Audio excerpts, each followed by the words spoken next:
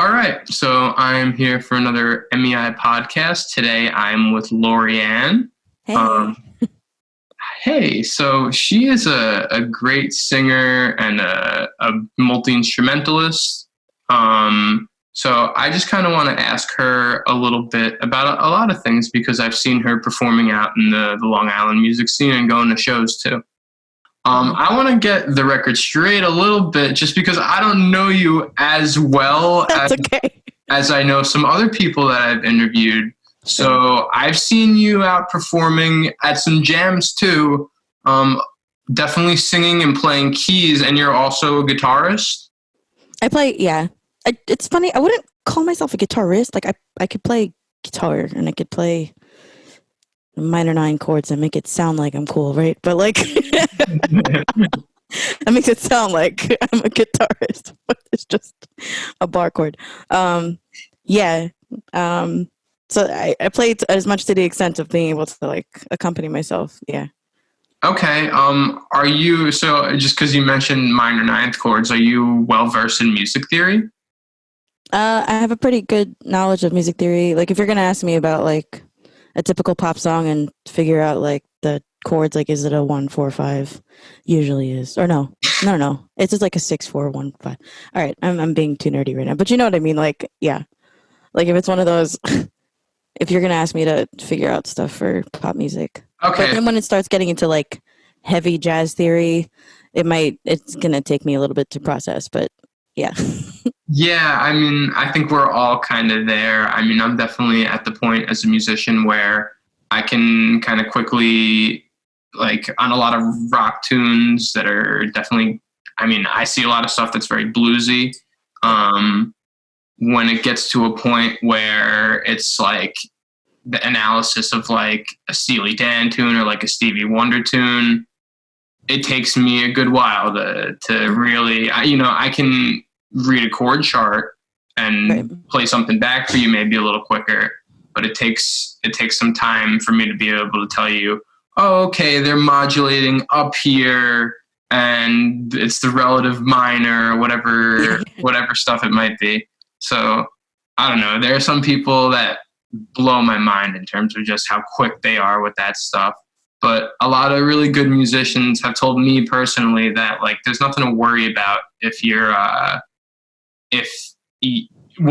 first of all, a lot of good musicians will say, oh, like, I don't even know theory. And then ones that are really great with theory will say, oh, well, if you need to figure it out later, if you play it now and figure it out later, that's a very reasonable thought process to have.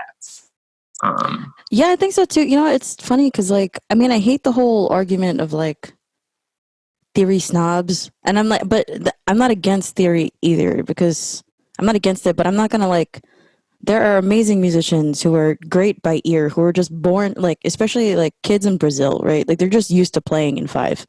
Just, they probably sing their nursery rhymes. I don't know. They just have that natural rhythm, and they might not be able to, like, chart it out or anything, but it's like, if it's in you and you know how to produce it, that's cool. Like, theory is just there to kind of, like, help you name these things, just like you're naming a tree. And it's just like, for me, especially with jamming, especially, that's what I learned a lot this past year. Like, last year up until this year was like the first time I really started going out to jams, because otherwise I'm usually just singing my own songs or playing music for myself. But I really tried to challenge myself to join a lot more, like, jams where I had to play keyboard, and, like, knowing some theory helped me a lot. I'm like, all right, cool, everybody's jamming on this chord, or, like, I can hear where the bass of the jam is, so, like, I'm noodling around. I'm like, oh, okay, that's the 5th of this chord. All right, we're in G minor. Great. All right. Cool. I can hang for, like, the next 2 seconds until somebody else changes the progression. I'm like, all right, great, give me 2 seconds. Yeah, things really fly at you when you're in like an improv kind of. It's I don't know. It's easy. I guess when you're I was gonna say it's easy to fall flat on your face, but I'll brace myself. I guess you have to know who to go around to play, especially if you're new, or if you're new to a style. Like I'm comfortable playing like rock and funk, but I've put myself in the jazz world before and the bluegrass world before, and it's like it's a bit of a rude awakening sometimes for me from like a stylistic standpoint. Because yeah, like bluegrass is crazy. Like, I mean, like it might be okay. Let's say bluegrass. Let's say there's probably a song that's gonna be like C, F, G, right? But the thing is about bluegrass is like how quickly it switches. It's. I mean, it might be three chords, but like the quick switches between each, and then how long. Like it's not just like a bar each. It could be like F, G, C, F, G, F, C, and it's that in itself is a thing to keep up with, and you're like. Yeah, it really tests you with your ability to hold on. You're right. It's simple in a strange way, but it just kind of holds on to those simple chords for like an extra bar sometimes, or it can really get to you. The good thing about playing with bluegrass musicians, I'll say, is that they're way more welcoming and opening to you. Even if you're messing up, they'll like, oh, that's okay. I've gone into some jazz jams before where it is like I'm looking at a piece of music, like I somehow get put in front of a tune for the first time, and I'm like kind of sight reading it to myself before I play it at a certain tempo, and then they just kick in and it's double that. Yeah. And you just kind of fall flat in your face and you say, oh my God, these guys are really, it humbles you, so. Oh, for sure. I mean, like usually for jazz jams, like I haven't even yet begun to try piano at those things. Like I've been taking jazz piano classes like to really help with my soloing and stuff. But usually for jazz jams, like I'll sing, and you think like you have to be comfortable falling flat on your face just with anything, whether it's a regular jam or not. And I've learned to embrace that. Like you had to learn the lesson to like be okay with looking like an idiot, but you're not going to learn unless you just do it.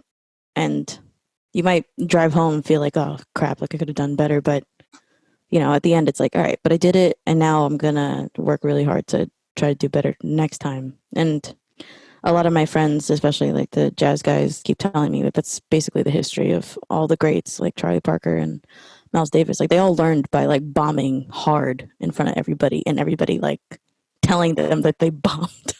Yep. Like there's no coddling. And I'm like, that's true. We don't need, like, it's okay. At the same time though, the ability to keep showing up and the fact that guys are welcome back to try again is why we know their names, Right. So you mentioned that you have done some jazz singing. Is that a big part of your background? Yeah. It's a big part of why I even thought about music as something serious for me in general. Like I was in theater in high school. I had started piano when I was a kid, and then I was in theater in high school, but like I wasn't getting into any plays, and I wasn't getting into any musicals, and I was just really discouraged. And I knew how to play keyboard, and I was like, screw it, like I'm gonna audition for the jazz band. And I didn't know, but I had to read a chord chart with a bunch of things that I had never read before. But the band teacher, the jazz band leader, he gave me a shot, and he said, I could see that you're trying, join, you're gonna shadow our keyboard player. And it was from that class, from a jazz theory class, where we learned how to improvise over like blues and like, summertime and all that stuff. And I felt like something woke up inside of me that I didn't know existed, like the whole improv thing. And I'm getting like, my head's getting hot, like thinking about it, but like physically, That's funny. I feel like I really shared such a similar experience too. Like being kind of, for me, it was high school age. Just it was late high school for me, and I was fortunate enough that I had a theory teacher that was a jazz teacher that hosted some kind of like loose jazz jams that I was able to. They were like beginner jams that I was able to come into and feel comfortable. And yeah, like I can really remember. I definitely remember the times that I've fallen flat on my face in jams. But I remember the first time I ever really felt like I improvised. I was still playing low brass instruments at the time, which now I'm just a bass player. But I remember just like playing in band, your background is just reading sheet music that's right in front of you. So it was definitely a very kind of free feeling to just be able to grab at whatever was on your mind in terms of being able to play. And that's a feeling that I've probably chased for a while. Love to experience, because it's different, and it's brought me to a different instrument and has brought me into a lot of different places. Oh, for sure. Especially exactly what you said. Like, I've been chasing that feeling, and it's like, oh man, there's nothing more liberating than that. I mean, you could sing a song that like a cover, or you could sing your own music, but something about improvising and being with a group of musicians, and you're all there, and I feel like the only way it's comfortable is if everybody's comfortable with taking a risk. Because when everybody is comfortable to take a risk and you all do that together, there's like that fifth or like sixth thing that comes out, and I've been able to really tap into that voice a lot in the past year, just going out to jams and just getting up and like singing random lyrics and just accepting that sometimes I might sing about a cat, but then I might actually get existential and start singing about my childhood. But you have to like sing about the cat, vomit a few things of like like all the nonsense stuff, and then some good things will come out. But I feel like those are the moments where you're the most vulnerable, and you cannot allow yourself to judge yourself. And that's, I think, the most healing part of it. It's that, okay, I have to let it be what it's going to be, whether it sounds amazing or not, and forcing yourself to just be present to that, I think, is the most beautiful thing about improvising, or just music in general, Yeah, well said. I think that you certainly open up a lot of possibilities. Every time there's a lot of decisions that have to be made in the process of improvising, even if they're quick like that. In improvisation, they're quick, or in songwriting, they're kind of almost like a fork in a road. Like, you can decide to do one thing at this certain time in the song, or you can decide to do another thing. That's what it feels like to me at times. And sometimes there's like the fear or the hang up for whatever reason. It's hard to know why, but you feel like something's going to come out as like corny or something like that, or like, and or it's really easy to cringe at yourself. So I think we have the tendency as musicians and songwriters, or whatever we might be as creators, to step away from those things that are kind of cringy, that we do, the self cringe kind of things. But I think there's a lot to be said, and I've discussed it before. I think there's a lot to be said about just kind of separating yourself from that part of you that judges that, because it's up to you ultimately as the person that creates it, because you want to make what's good. But if you realize that that's just a big part of your way of judging your own self, and if you feel like that slows you down in any way, never be afraid to step away from your judgment. And in an improv kind of setting, maybe you don't have the choice, and you have to not be afraid, because you're going to talk about or sing about or play some notes that are just like a little wacky to you. Yeah. And you got to make that your own. And in that setting, there's no option, For sure. And that's really what I love about it. And I feel like I've been purposely jumping myself into those situations to constantly like strip myself of being comfortable. You know what I mean? Like, I've been singing for such a long time, and I'm sure you understand too. It's like a bass player. It's just like when you're performing, there's certain songs that you already know, like, yeah, this is going to be a banger. Like, this is going to be a hit. Like, this is going to be a jam. Cool. Like, room's going to dig it. Right. And I feel like you have to either improv or do something that constantly makes you uncomfortable to grow, because you can't get too comfortable with those hits. Like those are great to come back to, but like you have to keep growing and keep putting yourself in like a fledgling like baby bird situation. And no, I love that stuff. Yeah, the challenge and the constant need to work at something, I think, is what keeps it interesting for me. Like I've gone and seen a lot of different artists. You can go and see someone who was like a hit musician in the 70s that, I don't know, like there have been a lot of guitarists. I won't name any names that have disappointed me. But sometimes like I have like a certain kind of respect for someone's like just guitar ability, and I don't want to knock anyone, but sometimes it's just like a flat kind of show where they're not like putting themselves out there, and you can see that they're just relying on their hits, you know. Right, or like you could see that they're going through the motions. Yeah, certainly. And then when you see a touring act that you can tell brings a different thing to the show every night, like it's for me there's a little bit more magic there, for whatever reason. Or like even if it's recreating an old song and like trying to, like Ella Fitzgerald has this quote, I think, where she says that she never wants to sing the same song the same exact way. And that hit me a lot because, you know, especially when you're recording, you get into the zone of trying to recreate a moment because it felt really great to you and you want to recreate that moment again and again and again. And then you start to like beat a dead horse and it's, you know, it doesn't become authentic anymore. And so, like, I've been trying to experiment that with my music, with my shows and stuff. You know, I have the songs that are written that are about like what, like 3.5 minutes, 4 minutes. But now that I've been like practicing jamming more, I'm trying to incorporate more like and add vamps within my songs that are not in the original recordings or not in the original composition, but so that the live show itself is something completely different, you know, and so there's, yeah, just something a little bit more spontaneous at the live show.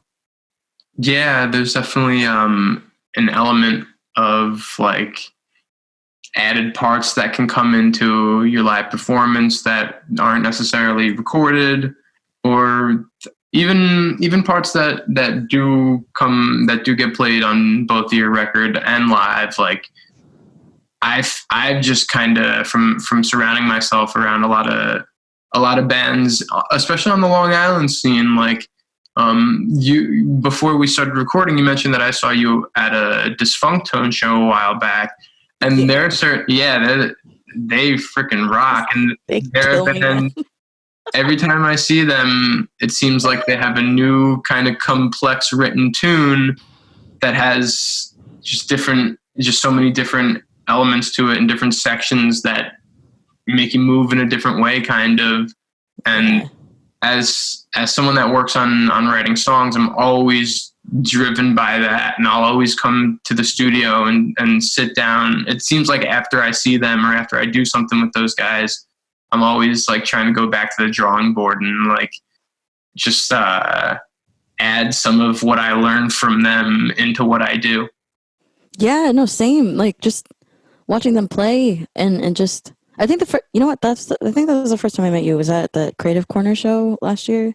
Okay, it was exactly a year ago. I mean, a month over a year ago, I think. And like, I remember I first watched them and I could feel, you know, when you like start laughing because something is so good and like I don't know, like you feel like something's coming out of your body. Like it was just one of those moments. And I feel like every time I watch them, because they're just in it. It's like as soon as they're ready to start, boom, like everybody's in the zone and you could feel it like suck up the room. And we did a show with them where I featured on one of the songs.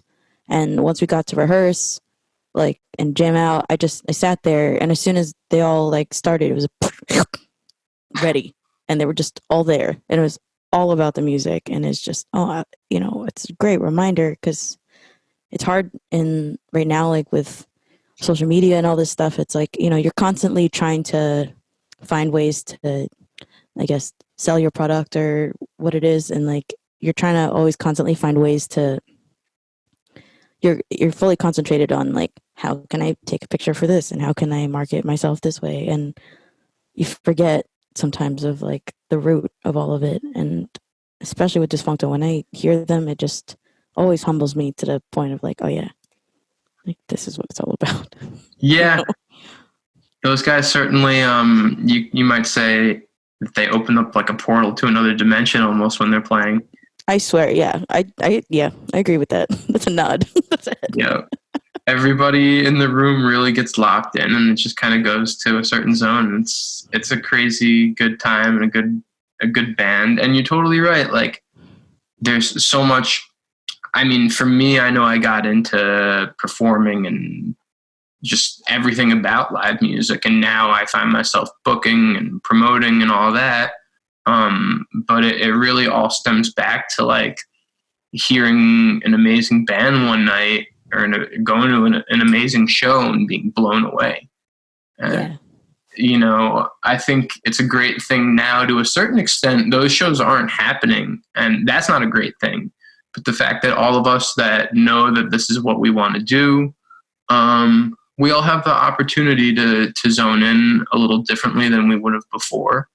Someone that I did the podcast with, on the other hand, said though, like, don't feel like you have to force yourself to do anything.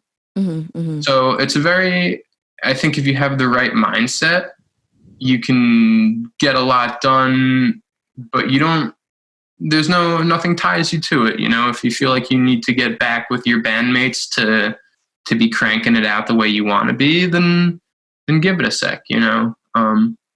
I think sure.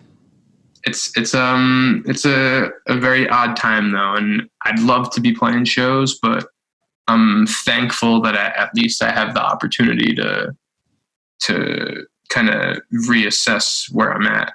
I think I briefly started talking to you about a little bit more complex elements in songwriting, and I just kind of want to talk to you about songwriting in general. Honestly. Oh, sure, yeah. Are you? So it seems like these days you're really exercising your abilities as a piano player and trying to have that be one of like your more upfront skills. I don't know how else to put that. Yeah, it's definitely something that was like this year's goal, to be like, to do more piano gigs. Because I've been doing a lot of singing gigs and like my own stuff, and now it's just like, all right, I need to work on this other part. Well, it's such a, there aren't enough piano players, honestly. And it's such a necessary part of music, honestly. Like, to me, the full soundscape of music really can be reached with the ability to play keys, because when you can voice out chords smoothly, and in today's world with software, putting any sound behind it that you need, like, it really, you can fill something out so quickly and practically have a whole production with just 10 fingers, you know? Yeah, no, for sure. And especially with the, like, when I got my keyboard, like, I splurged and I got myself a Nord, and I'm dying a little bit, but I'm still dating it, and like, you know, I like to get to know it. But the thing that sold me on it was the fact that like it could split from a synth bass and a piano sound, and you can get both like like a dirty like bass sound and a key sound, and I'm doing it with just, you know, one instrument, and that's exciting about piano. It's so very orchestral. Are you using for most of your songwriting, are you on piano these days, or do you also go on guitar? Or? Oh yeah, definitely both. It depends on, like, I mean, it's both. It's funny because I feel like sometimes I'll start writing something on the piano and then it'll sound better on the guitar, or I'll start writing something on the guitar and it'll sound better on the piano. It really depends. And I could feel myself at times writing more simpler stuff that are more like storytelling driven, and then other times I'm writing stuff that's more like melodic driven, and going back to like the older stuff I would write that I feel like I was inspired by just like film score music. So I'd have like these long piano ballad type things. So yeah, it's between that kind of music and like storytelling stuff. Are you writing for anything right now? Are you working on a project or anything that coming up, or is this just kind of building material and building a catalog? Oh my gosh, I have 3 songs that I have mastered that I was like set to release this year, and the week of quarantine, I was supposed to start filming a video with Nikki from Big Happy and a friend of mine. We were supposed to start shooting the video so that I could, release the song, but quarantine happened. So yeah, definitely I'm planning to, I'm hoping to release some music this year. I've been getting a lot of, I don't know, like what you've been hearing on your end too, but whether it's a good idea to release music now or not, I don't know. Because on one hand, it's like everybody's on their phone, great time, but I was like, but it's also a really sensitive time. So is it not a good idea? I don't know. Personally, my thoughts on it, I think I see no harm in it right now. I see it as a good time, especially if you would normally be performing and you need to get some, or you would like to have some content out there. It's a difficult time right now, and the media definitely is a weird, divisive kind of thing. So I think anything that you can do that's just a generally good vibe, in my opinion, is looked at as like a positive and welcome, healthy kind of distraction from a lot of noise. Yeah, that's what I was figuring too. And it's interesting because I was like, well, Childish Gambino dropped an album, right? Like second week of quarantine. But then Lady Gaga postponed hers, and I said, okay, like all the musicians are all doing something different. It might come down to a little bit of where projects are in the production stages. Right. I know as someone that's worked on my fair share of albums for other people and for myself and for my band, like we definitely had points in time where we were finishing things down to the last minute. And if something got in the way of our ability to do those things as the clock was ticking down, we wouldn't have been able to release the album on time. And sometimes it feels like you get your project done in the nick of time. My more recent approach, because I've been so stressed out in a few instances, is to make sure that 100% of it is ready before a release date is even mentioned. Oh, yeah.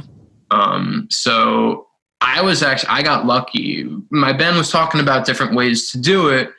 We recorded a single and we weren't sure if we wanted to do it with the video or what, but we're just deciding to go ahead and stream it.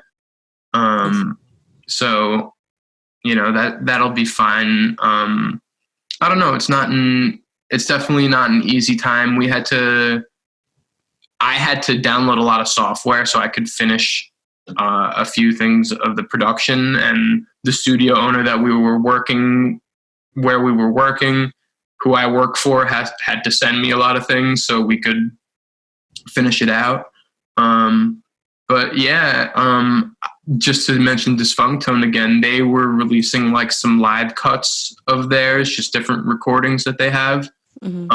And a lot of bands are just finding different ways. The live stream is definitely the common one, but for a lot of bands that can do a lot of really cool stuff, like, I don't know, I'm a huge Fish fan. I know bands like Dead and Company, String Cheese Incident, they're all releasing kind of their archive of a lot of live music.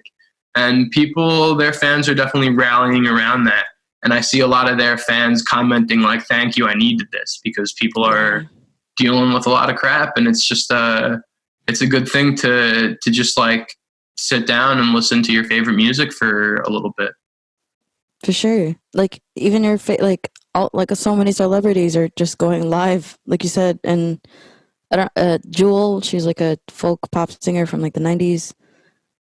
She went live on Instagram, and you could see how strange it was for her too, because like she wasn't used to doing the whole social media thing, but like she performed a lot of the classic stuff that I grew up listening to, but she she was performing them in like such a very like refreshed way, but you know, it was just so nice to hear because I said, oh my gosh, like she's making it personalized, like just for all of us, and we're here, you know, in our homes. Yeah, that's where I'm at too, because you know I've been playing a lot of my songs out, and like there's been points where like some people are already familiar with my stuff, and I'm just like, all right, I need to get it out. I mean, I think the other thing that's holding me back is because since this is like the first thing I'm going to be releasing, you know, like you want it to be, I guess I want it to be big, but I also want it to, I don't know. It's a mix between feeling like I'm in a rush to get this out now because like time is of the essence, but also just like, all right, should I let my need to rush this out outweigh like a proper introduction into the world or whatnot? But it's amazing. Sometimes, I don't know, I've seen so many great musicians like go so far before their first release. So sometimes I forget when I'm talking to people like, oh, wow, like this is going to be like your first official release, because some people just by playing out and by being good at their instrument and by showing face, you know, you can build a lot of credibility. So the album certainly, I mean, I put a lot of work into the first one that my band did, and I have no regrets of that. And there's certainly going to be plans to be another one. But at the same time, there's equal amount of value to just showing face and to being someone that people know in a music scene, you know? For sure. Yeah. And I found that a lot. Like, I understood the value of that just this year alone. You know, I mean, prior to this past year, I used to run an open mic for 5 years at the Babylon Bean, and I was like the host of it. I would play like 2 songs, but mostly I was running the shows. And I started to introduce myself, like I was introduced to people that way, but that was like a different way of getting to know the community because everybody knew me as just the host of the show. But then I had to quit it so that I could be the one to start playing out more, which was all of the last year and a half. And now it's like, all right, cool. I had to play a couple jams, play a couple things. I'm like, all right, this is what I do. That's a good progression, though. Yeah. So when you're performing out, I feel like I've seen you with a band before, and I've seen you do some solo stuff also. Who are some of the regular musicians that you have when you're playing a gig with more of a full lineup? So I've been playing with Peter Yannicino. He owns the Sound Cellar with Dave Alini,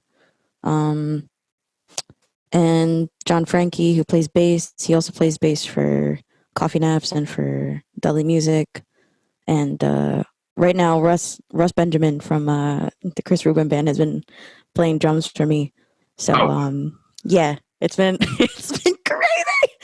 No, it's awesome because you know all 3 of those guys are like super talented.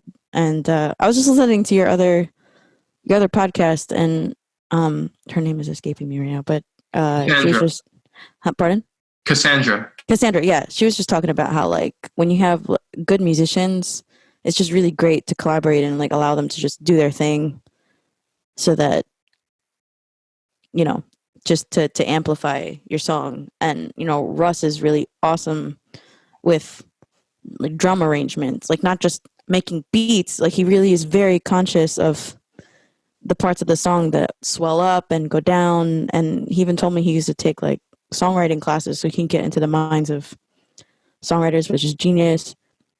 And same with Peter, who's also a composer, and like John Frankie also writes his own music too. And they all just have a really great sense on where to dip, where to like get more aggressive. And they're so easy to work with because when I'm just like, yeah, not feeling that. I want it to be more driving here. I want it to be less here. Everybody's just, okay, cool, done. And it's quick. Like we all know that it's for a different purpose and it's not so personal, and it's such a blessing to just have, I'm sure you get it, like with the band, it's just so nice to just, you know, be there to make the music and not have to think too much about drama. You know? Yeah. It's playing is definitely the easiest form of communication sometimes. Yeah. I don't know. I've definitely been a part of ensembles where, you know, even if it's like, if there's a band leader, like in like a large ensemble where like, you know, you can come to a different vibe in a room when you're coming to play with people. And ultimately, you know, if people in the room are unhappy, if they're happy, whatever it might be, like coming together and playing and just like sharing that feeling is universal, you know, like you don't need to understand a language to feel the music.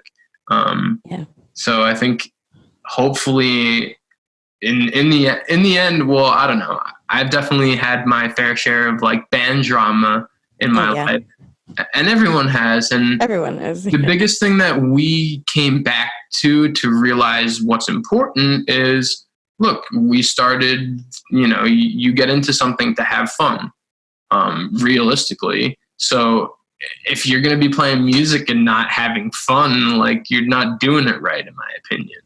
So that to me seems, and I guess as a group we made an agreement. It's like, look, like that's going to come down to the most important thing. Like, is it fun? I'm not going to make a decision to do something unless I think it's going to be a fun thing that pays off with just a good experience, you know?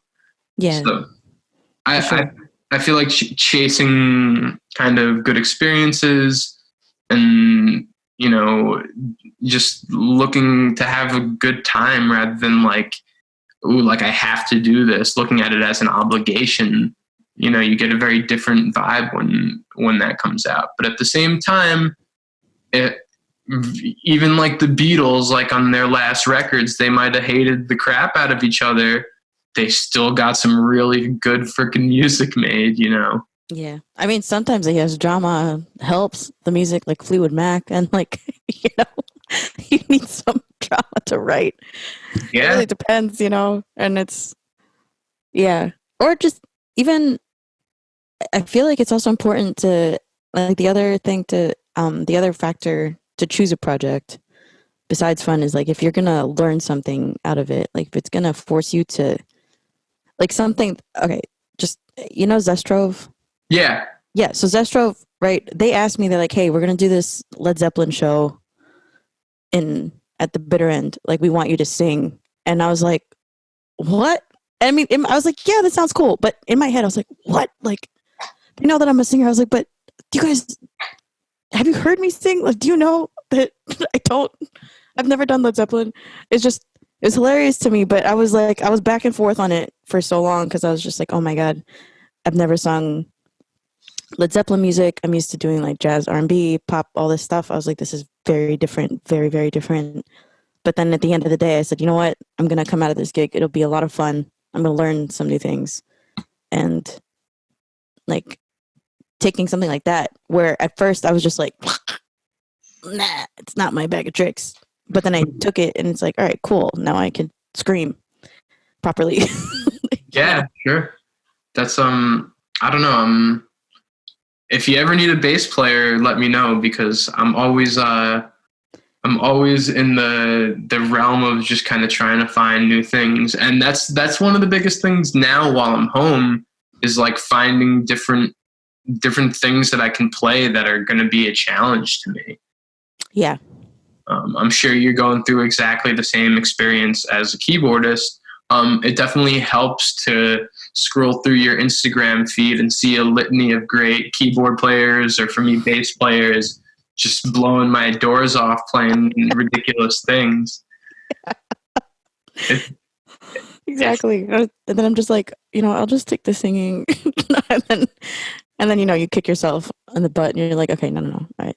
Just work on your thing. Like, yeah, you know, don't be discouraged. Like, everybody's got their own style. And like, I don't need to be Herbie Hancock. Like, I think that's the other thing too. It's like,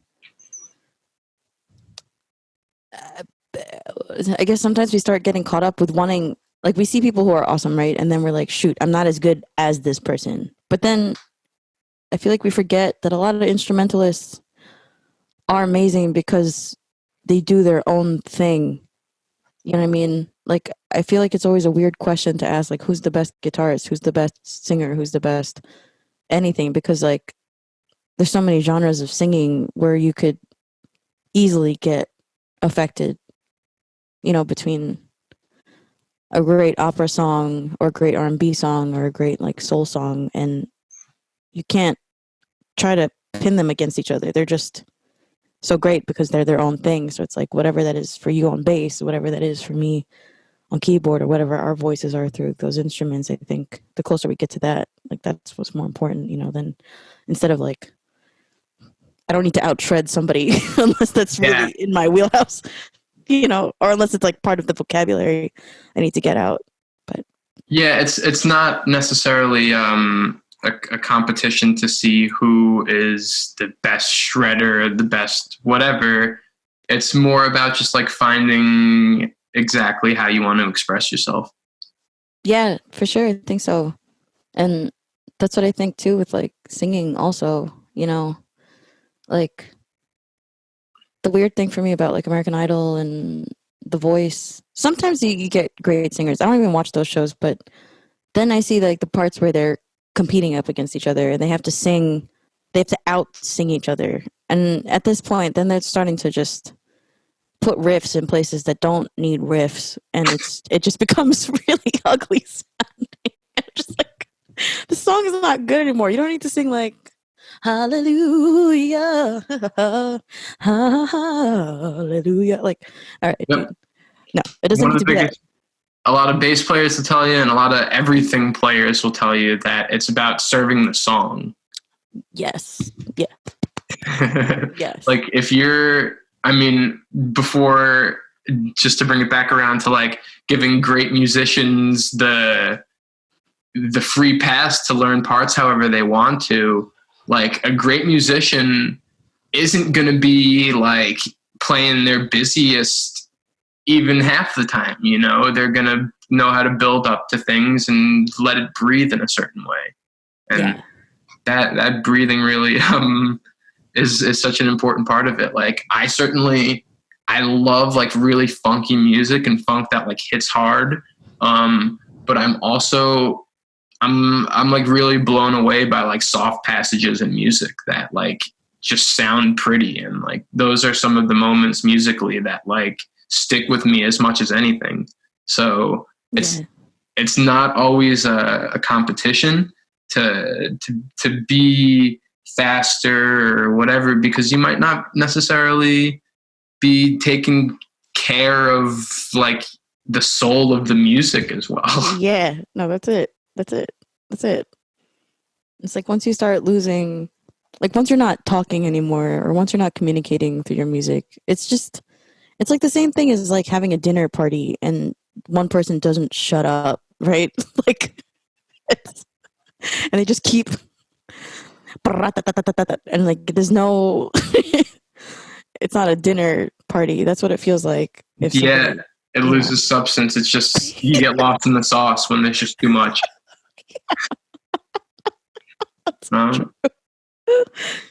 That's really cool. So I guess I feel like we've covered a good amount of ground. I just kind of want to ask you about one thing, or not. I mean, it's kind of a very broad subject, but I guess just kind of just a little bit about your vocals and vocals in general. Were you have you been a trained vocalist like for a long time? Is that, or have you taken it on yourself for like just developing your vocal skills? I took singing lessons when I was 13 until I was about 17. And then after that, I participated in a lot of vocal type stuff like choruses, or I was like a leader of a youth group when I was a lot younger, and a cappella group in college, and joined a bunch of different types of bands, like from, how do I say it? I sang everything from like Celine Dion. I was like a backup singer for a rap group, and then I did like jazz, did some bluegrass like Union Station and Alison Krauss, and stuff now. So I feel like even though those weren't formal educations, like singing through the genres, and then Led Zeppelin, which is the most extreme, like singing through the genres in itself was kind of an education into my adulthood. Okay. Wow. That's a really good way of putting it. would you say that there's, well, I guess, do you do like a consistent warm up for your vocals or anything? Or do you just kind of feel comfortable typically just walking out and giving it your all? Oh my gosh, warm ups are really important. Uh, if I'm especially like weak or anything, like just something simple to just get me going, it's just like without Yeah. it overexerting too much, because then I could see which notes are, present or not. And then, yeah. You know what's crazy, actually? That Creative Corner show. Oh my gosh. I don't know. I almost had to cancel that because that day, like my throat was dying and it was just allergy season. It was horrendous. And I told Jackie, and I felt so bad. And I was like, all right, you know what? I'll just do a shorter set. And I don't recommend singing while you're sick, but I'm glad I did that night, because I met you, I met Dysfunctone, I met like so many other people and got to network with so many other people. But like my adrenaline rushed that night and I didn't feel the pain in my throat. But then sure enough, afterwards for the rest of the night, it was burning like hell. I hear that from a lot of people though, that like they'll be nursing a cold or whatever it might be. And I guess if maybe, I don't know, I've heard of, I guess most people, you hope they're treating themselves leading up to the gig, but a lot of people, once they get into it and they're there, like, yeah, that adrenaline kicks in and you're just at a different level, and you're performing at a level that's kind of past that level of concern about your own.